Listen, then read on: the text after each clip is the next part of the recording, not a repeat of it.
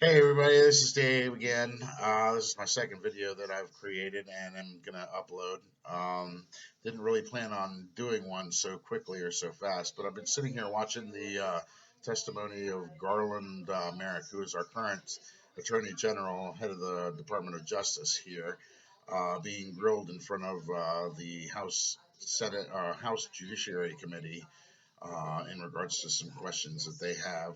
Um, anyway, I find this whole thing fascinating, and it's been fascinating from the very get-go, from the opening of the chairperson and the vice chair who right off the bat were batting heads. Before Garland was even introduced, and then Garland comes in, he's testifying, and they're asking him questions.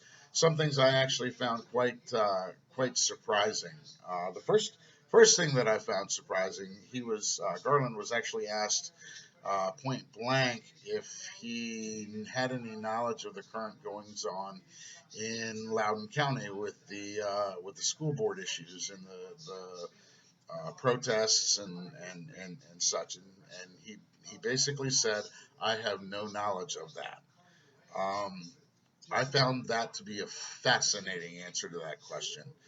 Uh, this has been going on for months, and if he has no knowledge of what's going on in Loudoun County with their school board, he's probably the only person in America at this point that doesn't know about what's going on with the Loudoun County School Board. As I said, I just found that to be a fascinating answer to that question. Oh, I have no knowledge of that. That seems to be one of his go-to answers. If you actually have been watching. Now, I'm currently watching it on Fox News Network, and that's simply because they're the only ones that are carrying it. CNN, MSNBC are going on with their regular news cycles. C-SPAN is covering the Jim Bannon issue in Congress as well. He's been called to testify in front of the House, one of the House subcommittees, and he's basically telling them all to go fuck off. So they're actually having a debate now of whether to refer that over to the Justice Department for prosecution of obstruction. I find that actually I find that actually humorous. It just so happens that the AG is in the next room over there testifying in front of one of the other House subcommittees. All you got to do is go next door.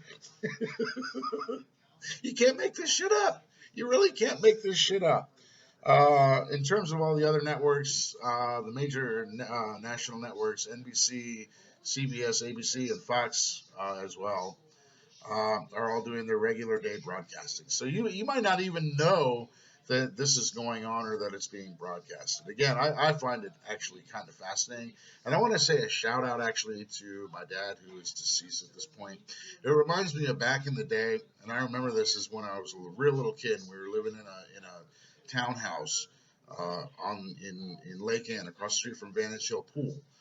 I remember being down in our basement with him, and he was recording all the Nixon testimonies on in Congress with regards to, of course, the Watergate scandals and all that kind of stuff.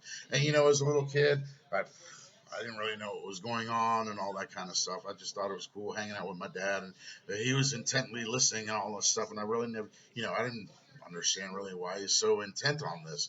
I know now, Dad. I learned. I learned. Some things again that came up as surprising in some of these testimonies and some of these questionings. As I mentioned, the one answer that Garland gave that was just, I can't believe you're not aware of this. That's, in my opinion, that's a flat out lie. But hey, that's just me. Watch the video and the actual testimony and judge for yourself. There was another one, Representative Raskin from Maryland. In his questioning, he kept referring to the events of January 6th as, the insurrection and the sedition that occurred that day. And, I have one comment about that. First of all, you're a tool. Everybody knows at this point that it wasn't an insurrection and it wasn't sedition. Out of the 600 plus people that were actually arrested for anything of that day, not a single one of them was arrested for sedition or charged with sedition and or insurrection. So you can take that dead horse and stop beating it. No one's listening to you with regards to that. You're making yourself to look like a fool, which which in fact you actually are. Some of his questioning, I thought it was interesting that he kept bringing up all these news articles from across the country about various school boards that have had issues of actual violence come up in their school board meetings and things of that nature. You know, people threats and whatever the case may be. Now, the one thing I did notice about all the articles that he brought up, all these locales happen to be in Democrat-run and government-controlled locales. Either whether it was the local government or the state government itself, or a Democrat governor. I brought up places like Illinois and stuff like that. And you know, it's funny. He was also talking about you know, what the Justice Department is doing in terms of getting the FBI involved in all these locales and things of that nature. And you know, I just thought it comical because these are also all the locales that were, you know, last year defunding the police. Okay, we're going to defund the police. What could possibly go wrong? Well, now you know. This is exactly what could go wrong. The local police and or the state police would be the correct agency to deal with stuff like that. Not the federal government, not the FBI. Okay, it would be your local police. And of course, if you've defunded them, they're not there for those services. So sad, too bad. You know, you guys made those beds. You can fucking lie in them now.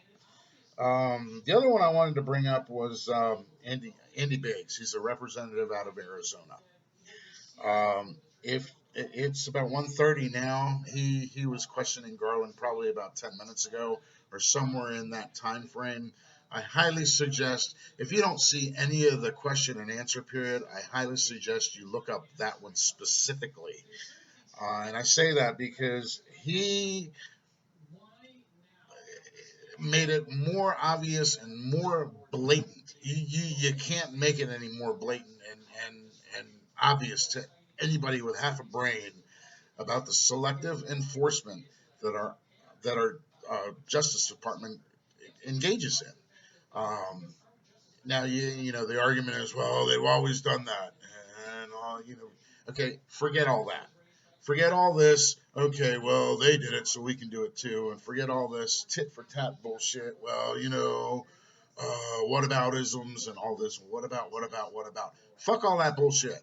Okay, we're not talking about all that past. Let's start right now with the here and now and start actually fucking enforcing the fucking law. Okay, this is another thing that's causing us division. Selective enforcement of the law. It's all become politically based. And in my opinion, the federal government has become weaponized against political adversaries. Sorry, that's just my opinion. You may have a different opinion. Opinions may vary. You're quite welcome to voice it. But that's just my personal opinion. It's become weaponized against the any political opponent. Now, the other thing that I kind of wanted to bring in here, adage here, is what's currently going on. And if you'll notice, you know, the current administration is pretty much ignoring the law. You know, the southern border is just an example of that. I mean, we have immigration laws, and those laws are blatantly not being followed. In fact, they've been thrown right out the effing window. And this is another perfect example of that. You know, we need to start enforcing the law. Period. It's got to start somewhere. We can't keep going the way we're going because it's never going to work. It doesn't work. Obviously, we can see that. I could go on and on and on and on, but you know what? I'm just going to stop right there. Again, I highly recommend you go up and watch as much of that as you can, specifically the one with Andy Biggs questioning Garland. It's really, really, really eye-opening, no matter which side of the aisle that you're on. Whether you're a Democrat or Republican doesn't really matter. You know, my belief is with every lie, a beam of light shines through, regardless, and that beam of light will eventually pull the entire light out into the light for everybody to see, and that light will eventually expose the lie for what it actually is. Anyway, thanks for listening. Thanks for watching. Feel free to put a comment down below. Hope you all are having a great day. Peace, love, soul, rock and roll.